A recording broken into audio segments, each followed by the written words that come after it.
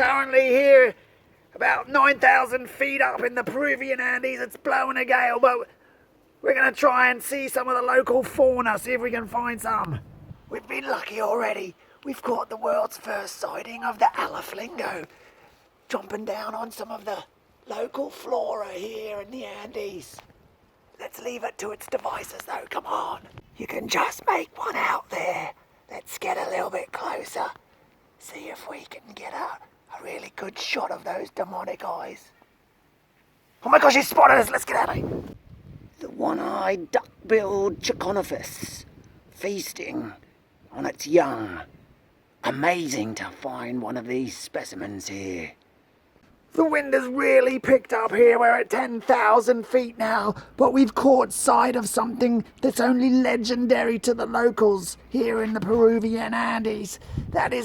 It's an animal known as the Runkitt, an incredibly vicious and dangerous beast. So we've got to be careful, but see if you can see him up there in the trees behind me. There we go. Supposedly demonic eyes, hunts humans even.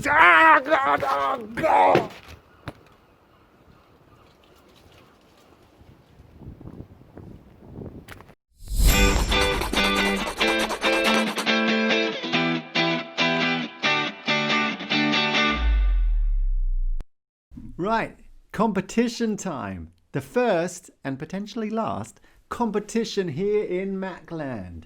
How do you win something? You got to write me a non-chronological report. What can you win? You could win the Chinconafus, or maybe it's the Eleflingo, or maybe it's the Rollbare. If you would like to win one of these fuzzy creatures hand-delivered to your door with a certificate of Mac Excellence, then write me a non-chronological report. Right, so here's little me, and I've given you some tips. Here are the paragraphs that you'd like to consider. You're probably going to need an introduction, and you're going to need to write about what they look like, so the appearance. It would be nice to have a paragraph about that.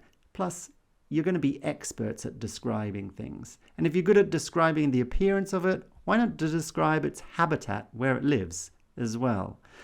You might also have space to write about its diet, or maybe hunting styles. What sort of things can you include in it? Well, these are generally the things that are looked for in non-chronological reports. Expanded noun phrases, good for describing things. The layout needs to be clear, and often there are illustrations or diagrams to show things. Similes and metaphors will help your work to pop. Expert language, maybe some scientific language if you need to use the internet to look up, or maybe a thesaurus. Mum and Dad are good for language as well. Parenthesis, we've been practicing that, and semicolons, which you practiced last week as well.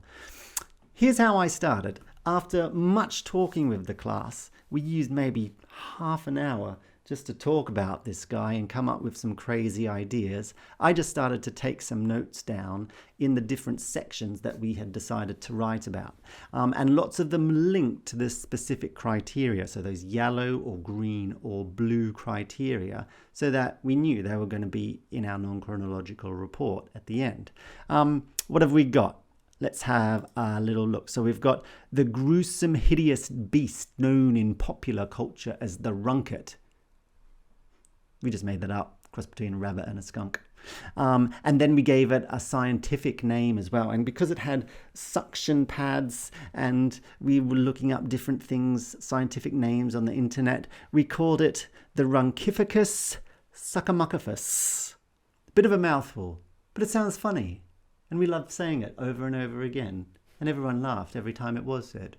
So we stuck with it. And we had that in brackets as well, so there's a bit of parenthesis. And the whole report, we decided, had to be written by somewhere that seemed like an authority. So we made somewhere up. The Laboratory of Ominous Creatures. And the acronym became LOOK. And we had that in parentheses as well. At the University of De Baume in Paris. It's De Baume. We made that up too. It's not real. Its appearance-wise, we came up with some expanded noun phrase. It has metallic, semi-translucent, matted fur, which contains a venomous bacteria. So we went to town with the venomous bacteria and metallic semi-translucent matted fur. That all is like pretty good scientific language or expert language. Highly effective suction cups, a rotating chainsaw-like teeth, and a long the tongue comes out of the belly button. A long cerulean tongue. Someone in my year 5 class gave me that word, cerulean. Epic word. I didn't even know what it meant at the time. It's a type of blue. Props to that student for giving me that word. It will stick with me forever. Thanks. Long cerulean tongue. What else we got? Long aerodynamic tail. Look at that. Just for steering. We didn't talk about what sound it made. I don't know. Habitat-wise, it only lives at very specific elevations. Here's a good word, symbiotic relationship. Symbiotic. There's kind of a deal that's been made between two different things. Like, for example, a crocodile and like a little bird. The crocodile opens up its mouth and the bird hops in, but the crocodile doesn't eat it because the bird pecks out all the little bits of rotting flesh from its teeth. And so the crocodile gets its teeth cleaned and the bird gets a feed. They both get something out of the deal, and that's called a symbiotic relationship. It happens quite a bit in nature. So this one has a symbiotic relationship with some other animal that we created, a mohawk-headed eagle. We don't know much about that because we just made up the name. Anyway, it lives in a nest. Hunting-wise, we came up with a quote, or I came up with a quote from the person who discovered it. So I've also got a quotation in mine as well, using inverted commas. Its prey can be anything, but I've decided to use parenthesis and say humans being particularly susceptible to attacks. So when I was making my notes, I just noted that in there, so I knew I had parenthesis in there. What else did I note down? Using its paws, it suctions onto the prey, most commonly its face, so there's another use of dashes for parenthesis, and then thrusts out its abdomen.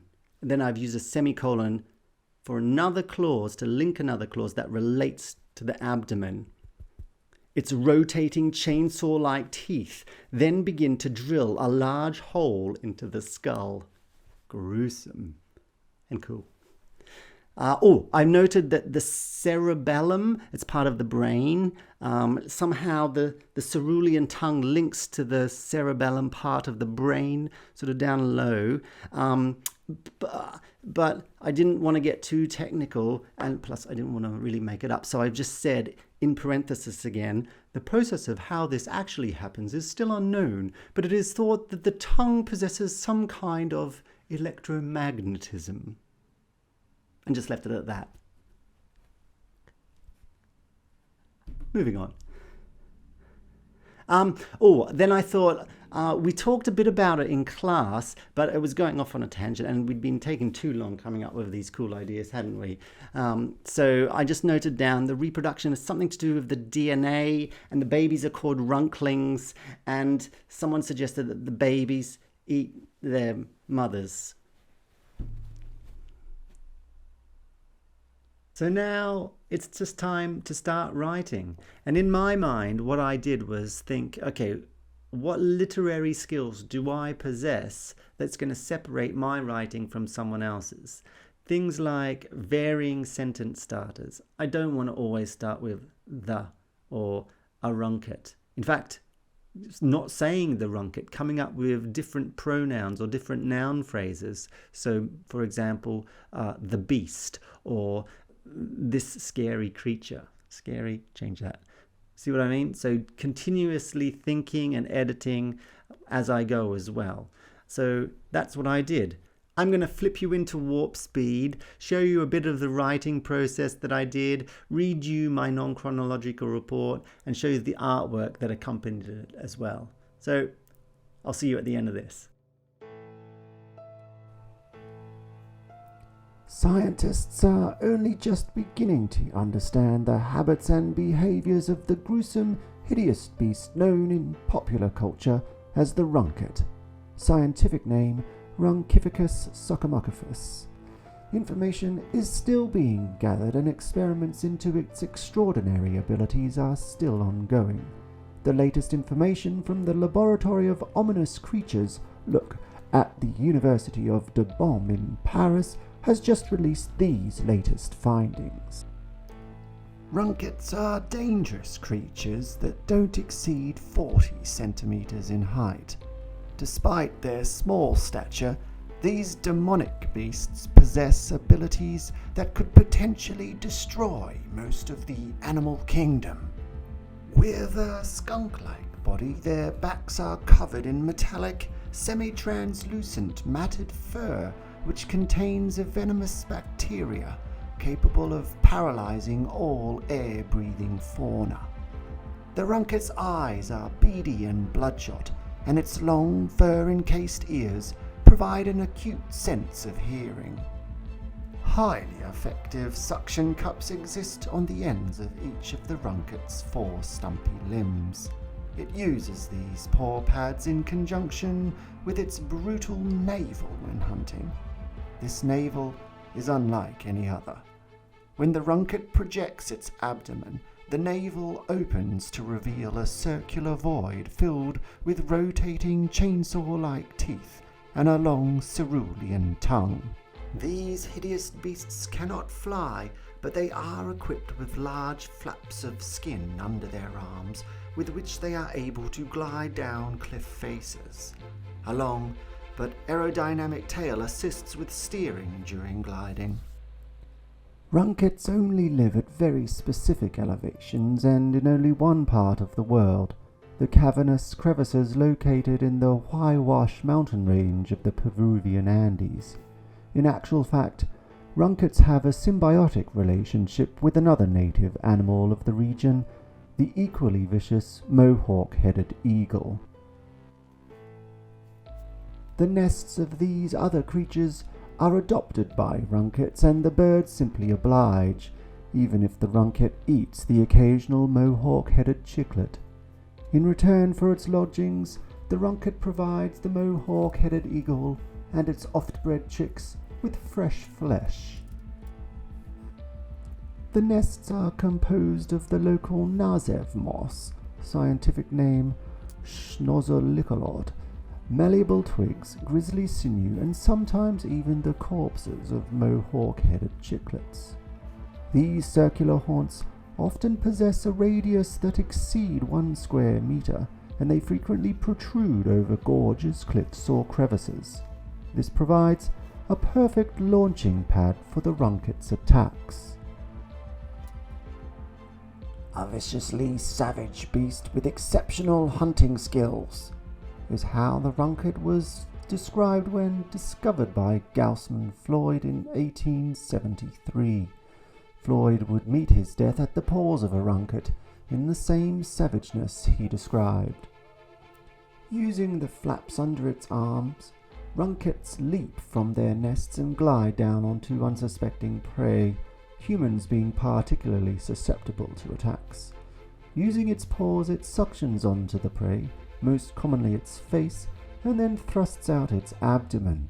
Its rotating, chainsaw-like teeth then begin to drill a large hole into the skull. A long cerulean tongue then attaches itself to the cerebellum part of the brain, paralyzing the victim. The process of how this actually happens is still unknown, but it is thought that the tongue possesses some kind of electromagnetism. The half-alive corpse is then secured to the side of the cliff, fed on for some hours, and then left to the mohawk-headed eagles with which the Runkit nests. The reproductive process of the Runkit is unique and ensures the population will not increase exponentially. At approximately 2 years of age, each Runkit becomes pregnant. There is only one gender of Runkit, and the fertilization process is believed to be built into their DNA. When the Runkling is born, it suctions onto the parent's face, paralyzes it, and then feeds off its corpse for the next 8 months.